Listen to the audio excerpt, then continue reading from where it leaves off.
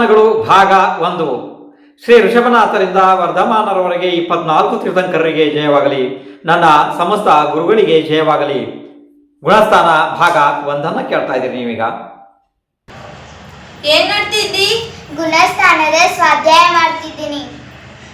Mobile ಹೀಗೆ ಹಿಡ್ಕೊಂಡ್ರೆ ನಿಮ್ಗೆ ಅಕ್ಷರಗಳು ಸರಿಯಾಗಿ ಕಾಣಲ್ಲ.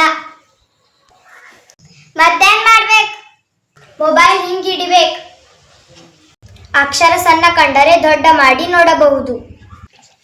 ಮುಂದೆ ಬೇಕಾದ್ರೆ ಹೀಗೆ ಹೋಗಿ, ಹಿಂದೆ ಬೇಕಾದ್ರೆ ಹೀಗೆ ಮಾಡಿ.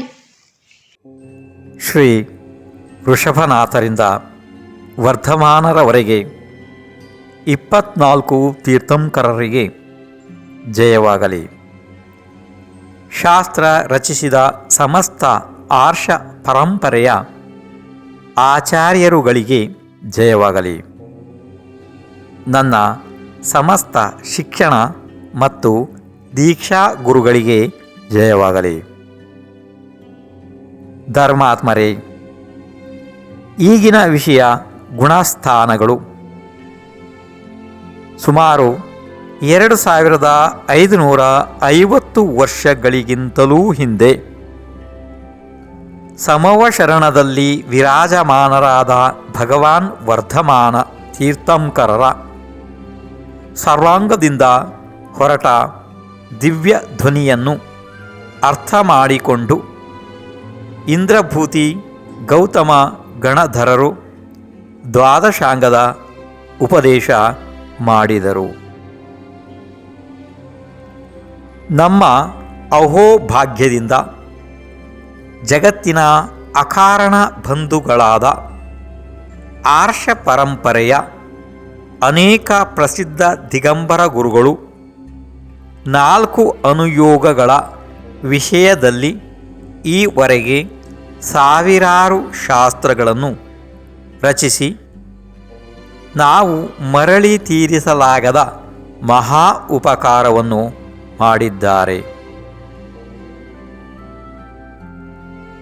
1050 ವರ್ಷಗಳ ಹಿಂದೆ ಶ್ರವಣ ಬೆಳಗೊಳದ ನೇಮಿನಾಥ ತೀರ್ಥಂಕರರ ಬಸದಿಯಲ್ಲಿ ವಿರಾಜಮಾನರಾಗಿದ್ದ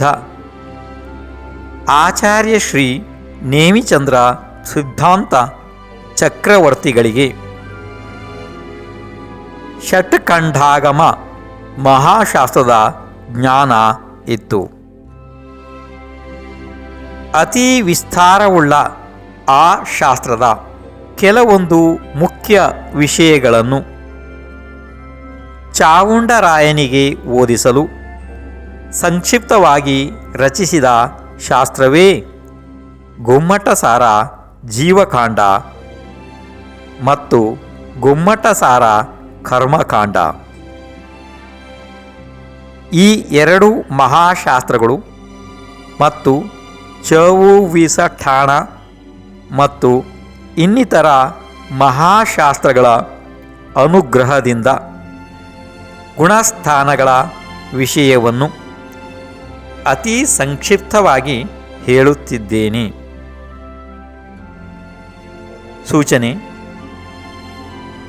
ಇನ್ನು ಮುಂದೆ ನಾನು ಹೇಳುವ ವಿಷಯ ಗುಣಸ್ಥಾನ ಎಂಬ ಶಬ್ದವನ್ನೇ ಅರಿಯದ ಮುಗ್ಧರಿಗೆ ಇದೆಯೇ ವಿನಃ ಪ್ರಬುದ್ಧ ಪಾಠಕರಿಗೆ ಅಲ್ಲ. ಆದ್ದರಿಂದ ಸಿದ್ಧಾಂತ ಶಾಸ್ತ್ರದಲ್ಲಿ ನಿಪುಣರು ಇದನ್ನು ಇಲ್ಲಿಗೆಯೇ ಬಿಟ್ಟು ಆಚಾರ್ಯ ಪ್ರಣೀತ ಮಹಾಶಾಸ್ತ್ರಗಳ ಸ್ವಾಧ್ಯಾಯ ಮಾಡುವುದೇ ಲೇಸು. ಕಾರಣ, ಸಿದ್ಧಾಂತದ ಹಿರಿಮೆ ಗರಿಮೆಯಂತೆಯೇ ನಾನು ಹೇಳುತ್ತಾ ಹೋದರೆ ಅದನ್ನು ತಿಳಿಯದ ಮುಗ್ಧರು ಮುಂದೆ ಕೇಳುವುದನ್ನೇ ಬಿಟ್ಟು ಬಿಟ್ಟರೆ ನನ್ನ ಸಂಪೂರ್ಣ ಪ್ರಯತ್ನ ವ್ಯರ್ಥವೇ ಆಗುತ್ತದೆ. ಆದ್ದರಿಂದ ನನಗೆ ಸಿದ್ಧಾಂತದ ಗಂಭೀರತೆಗಿಂತ ಮೊದಲು ಅದನ್ನು ಯಾವುದಾದರೂ ಅನ್ಯ ಸರಳ ಶಾಸ್ತ್ರಗಳ ಪ್ರಕರಣಗಳನ್ನು ಸೇರಿಸಿ ತಿಳಿಸುವ ಪ್ರಯತ್ನ ಮಾಡಿ ಅವರು ಸ್ವಲ್ಪವಾದರೂ ತಿಳಿದ ನಂತರ ಅವರನ್ನು ಮಹಾಶಾಸ್ತ್ರಗಳ ಸ್ವಾಧ್ಯಾಯದಲ್ಲಿ ಸುಲಭವಾಗಿ ಸೇರಿಸಬಹುದು. ಆದ್ದರಿಂದ ಮುಂಬರುವ ಅನೇಕ ಪ್ರಕರಣಗಳು ಇವು ಒಂದಕ್ಕೊಂದು ಸಂಬಂಧಿಸಿಲ್ಲ ಎಂದು ತಿಳಿಯದಿರಿ. ಮೊದಲಿನಿಂದ ಕೊನೆಯವರೆಗೆ ಎಲ್ಲ ಭಾಗಗಳನ್ನು ಕೇಳಿದರೆ ನಿಮಗೆಯೇ ನನ್ನ ಉದ್ದೇಶ ತಿಳಿದು ಬರುತ್ತದೆ.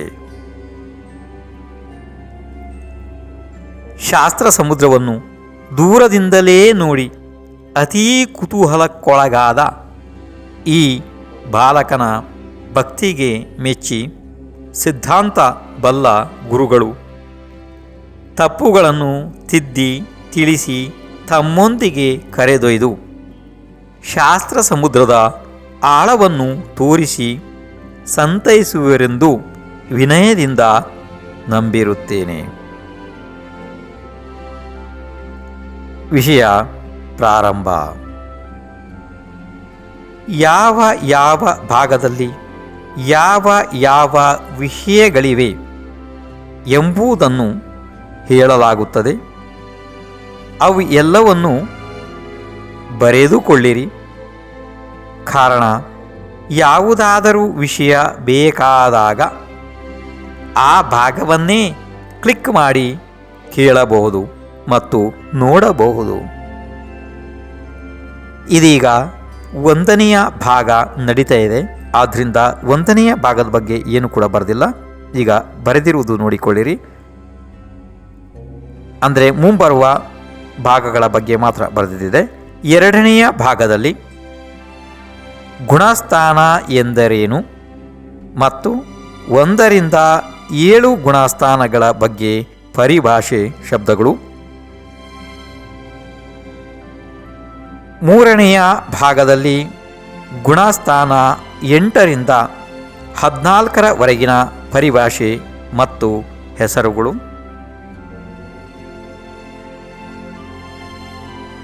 4ನೆಯ ಭಾಗದಲ್ಲಿ ಮಿಥ್ಯಾತ್ವ ಎಂದರೆ ಏನು, ಮಿಥ್ಯಾತ್ವದ 5 ಭೇದಗಳ ವಿವರ.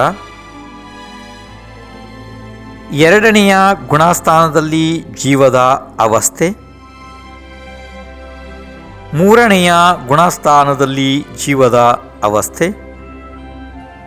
4ನೆಯ ಗುಣಸ್ಥಾನದ ಬಗ್ಗೆ ಸ್ವಲ್ಪ ವಿವರ ಮತ್ತು ಸಮ್ಯಕ್ತ್ವ ಘಾತಕ 7 ಪ್ರಕೃತಿಗಳ ಬಗ್ಗೆ ವಿವರ ಇದೆ. ಇದು ಬಹಳ ಮಹತ್ವಪೂರ್ಣ ವಿಷಯಗಳು. ಆದ್ದರಿಂದ ಪ್ರತಿಯೊಂದನ್ನು ತಾವು ಬರೆದು ಕಲಿಯಬೇಕಾಗ್ತದೆ. 5ನೆಯ ಭಾಗದಲ್ಲಿ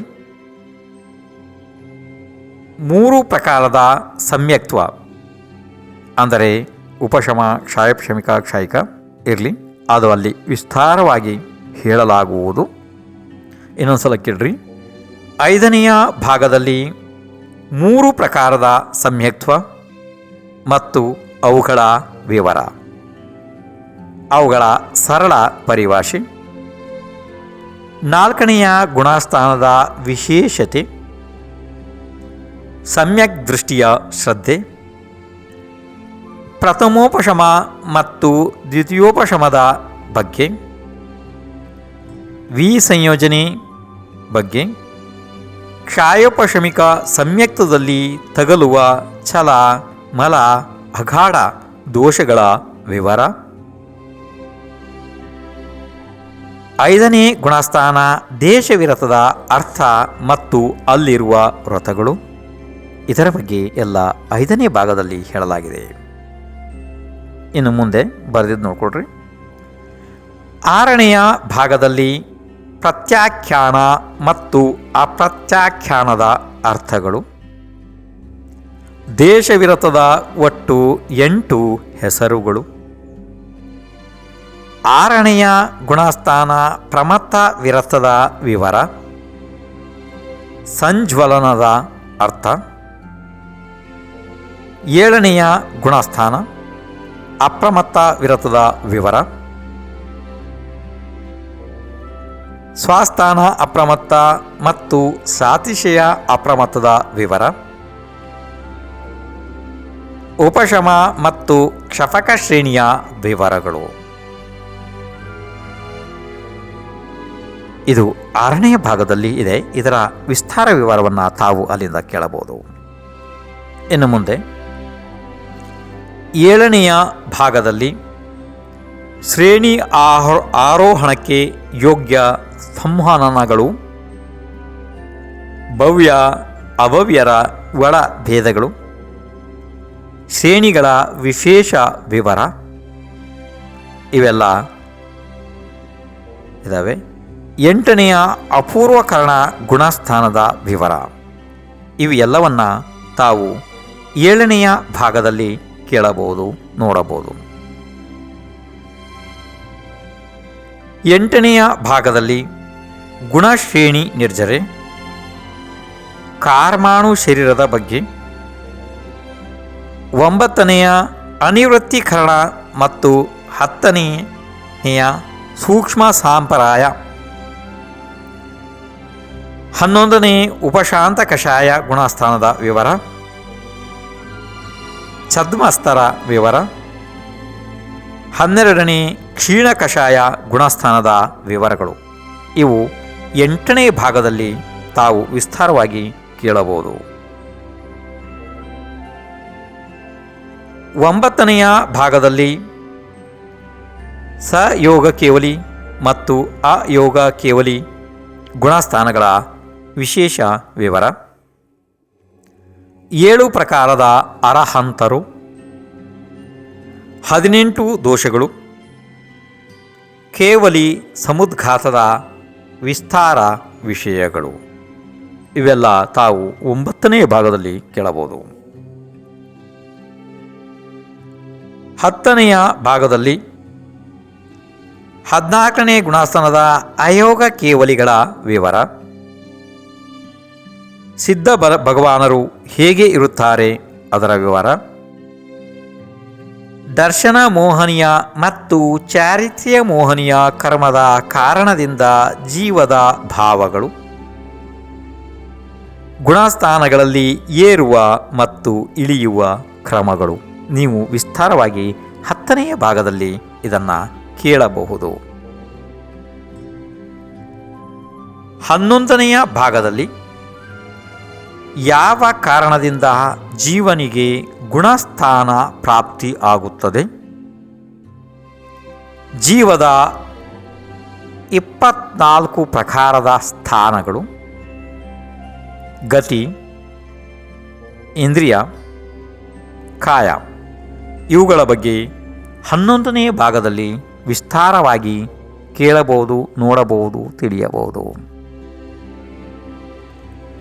12ನೆಯ ಭಾಗದಲ್ಲಿ ಯೋಗ, ವೇದ, ಕಷಾಯ, ಜ್ಞಾನ, ಸಂಯಮ, ದರ್ಶನಗಳಲ್ಲಿ ಗುಣಸ್ಥಾನಗಳು ಯಾವು ಇರುತ್ತವೆ ಎನ್ನುವುದರ ಬಗ್ಗೆ ವಿಸ್ತಾರವಾಗಿ ತಿಳಿಯಬಹುದು. 13ನೆಯ ಭಾಗದಲ್ಲಿ ಲೇಷ್ಯ, ಭವ್ಯ, ಸಮ್ಯಕ್ತ್ವ, ಸೈನಿ, ಆಹಾರಕ, ಜೀವಸಮಾಸ, ಪರ್ಯಾಪ್ತಿ, ಪ್ರಾಣಗಳಲ್ಲಿ ಗುಣಸ್ಥಾನಗಳು ಎಷ್ಟು ಇರುತ್ತವೆ ವಿಸ್ತಾರವಾಗಿ ತಿಳಿಯಬಹುದು.